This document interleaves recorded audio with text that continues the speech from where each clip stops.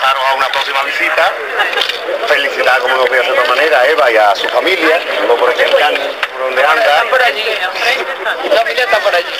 Y bueno, creo que es un día de alegría por esta puesta de largo de la avenida de Eva González. Digo puesta de largo porque ya oficialmente la avenida fue designada con el nombre de nuestra querida Eva por el Pleno de la Corporación Municipal por unanimidad de todos los concejales, ¿no? He dicho conscientemente nuestra querida Eva porque Eva representa, entendemos, o encarna con su simpatía natural, con su sencillez, con su calidez en el trato, la forma de ser de la gente de su pueblo, de la gente de Mairena.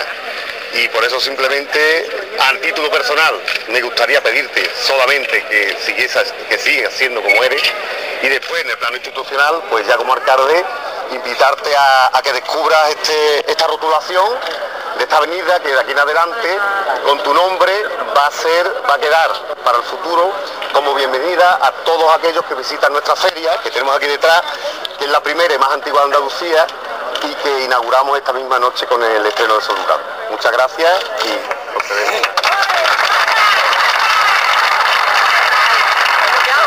Estoy muy orgullosa de que en mi pueblo me concedan este honor de tener una avenida. No es normal que con 31 años estas cosas se hagan, por eso estoy muy agradecida al ayuntamiento, por supuesto a Ricardo, a Gloria, la concejala de Cultura, que han hecho posible que esto sea aquí. Y bueno, yo soy mairenera, estoy orgullosa de serlo, siempre intento llevar el nombre de mi pueblo allá donde voy. Y bueno, yo solamente emplazo a todo el mundo a que conozca nuestra feria, que hoy da el pistoletazo de salida, y que nada, que muchísimas gracias, que me siento muy querida en mi pueblo, y que eso de que dicen de que nadie es profeta en su tierra, yo lo he conseguido, y ha sido pues gracias a los maireneros. Muchas gracias.